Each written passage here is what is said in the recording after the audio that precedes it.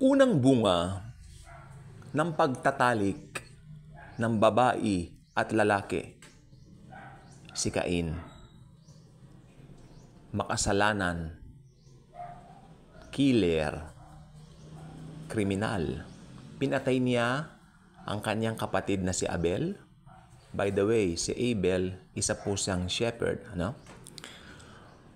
Ngayon, dito makikita natin yung kapuspusan ng kaliwanagan na ang tao, since nung fall, which is nalinlang ni Satanas, si Eva, at si Adan na rin. Dahil, siyempre, actually, nakapangalan sa kanila yung pagkalinlang ni Taning. Or should I say, yung pagkalinlang sa kanila ni Taning na Diablo. Which is, makikita po natin dito, nandun na talaga yung kasalanan. The moment na kinagat nila yung mansanas. Mansanas na lang po para medyo social naman yung bunga. Para may pangalan tayo. Pumasok na yung kasalanan doon. Ang sabi ni Lord Jesus, inutusan ko kayo na pwede nyong lapangin lahat, di ba? Yan. Pero nilapang niyo yung pinagbawal ko. So, bad trip, bad shot, Pumasok ang kasalanan. Then that moment, that very same moment, they realize naked sila.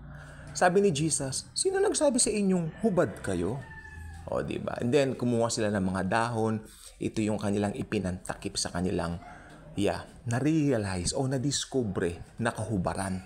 Tandaan po ninyo, nung hindi pa pumapasok ang kasalanan, walang consciousness ang tao sa kalibugan.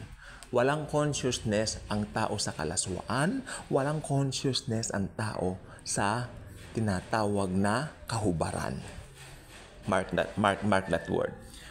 Kaya ang nangyari, ang unang bunga ng pagtatalik, makinig pong mabuti, importante ito, ng babae at ng lalaki ay kriminal. See?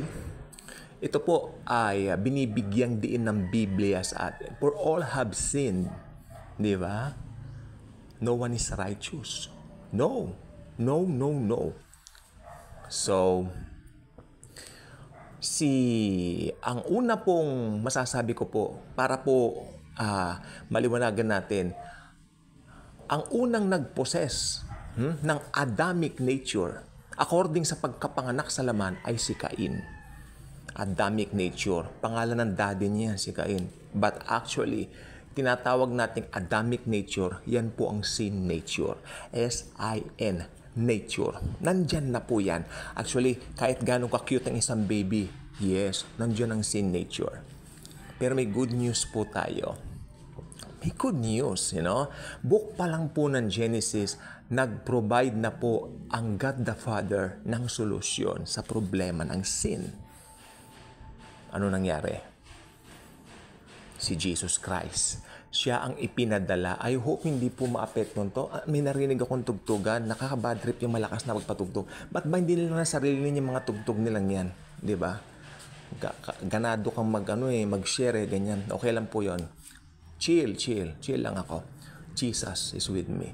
Tapos, sana nga ba tayo? Yan ang sinasabi ko Ayan, so nag-provide ng way si God the Father, si Lord Jesus Christ, the God of gods, na naging tao. Di po ba? So, may solusyon na po. Ngayon, tingnan po natin ang buhay ni Cain. Si Cain po ay naging mainggitin. Makikita mo kay Cain yung pagpasok ng kasalanan o yung sabihin mong, nasa nature niya na talaga yung kasalanan. Sino ba nagturo sa isang bata para mainggit? Hindi po ba wala? Sino ba nagturo sa isang bata na magmura? Hindi po ba wala? Dahil nakatanim na po, naka-implant na po diyan ang sin nature. Kaya sa sobrang inggit niya, tinanggap ni Lord Jesus ang offering ni Abel, while kay Cain, he rejected it. I don't know why, but the Bible clearly states na pinatay ni Cain si Abel dala ng envy, nainggit po siya. So, sin nature is the main problem. Doon pa lang unang anak pa lang nila, Cain at Abel. Tingnan mo, ang unang anak, kriminal agad Unang anak pa lang yan Na-imagine nyo, gaano nakarami ngayon ang mga otat o mga tao sa buong mundo. Oh, di ba? Imagine those people without Christ, without the Lord Jesus Christ within them, ay yari na. The sin nature is the main problem. From Genesis to Revelation, sin ang problema. Okay? Nagkasala ang tao sa Revelation. Gawin nating Bible ang brief. Gawin nating brief ang Bible. So, gawin nating parang mas madaling maunawaan. Okay?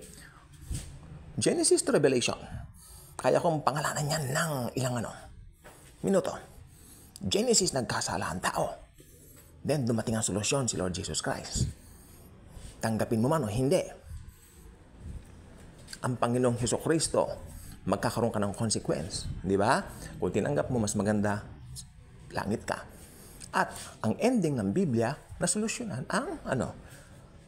na ang kasalanan dahil kay Jesus Christ. At tinapos na ni Jesus Christ ang kasamaan ng mga tao.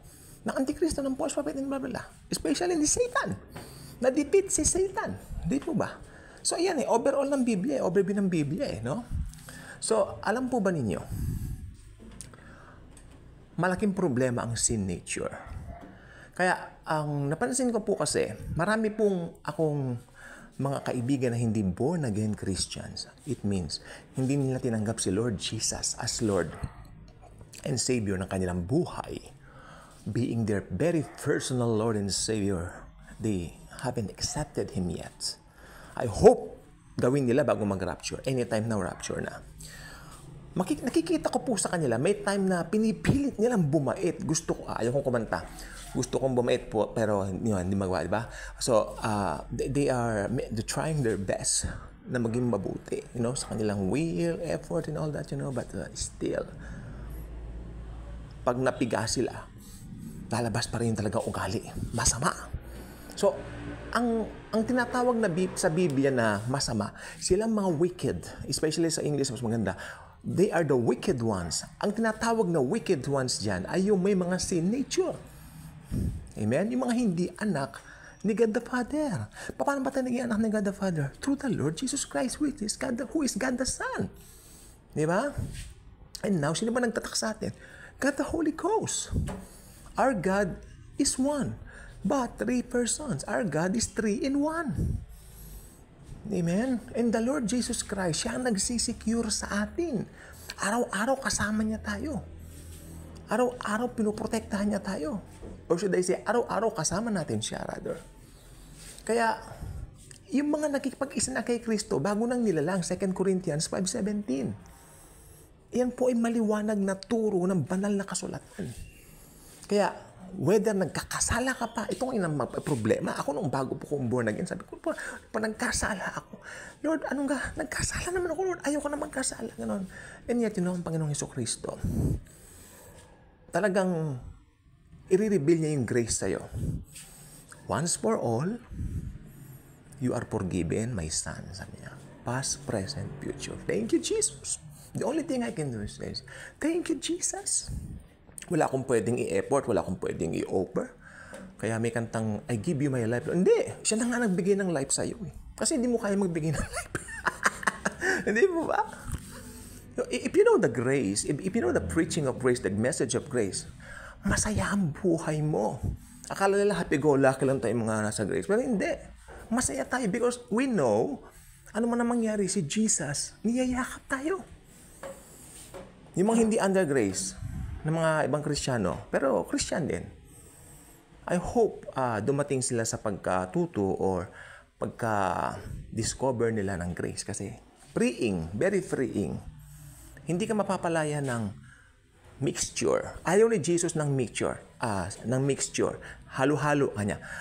Sabi ni Jesus, yung bang bagong alak, saan mo dapat ilagay? Dapat ilagay mo ang bagong alak sa bagong lalagyan or sisidlan.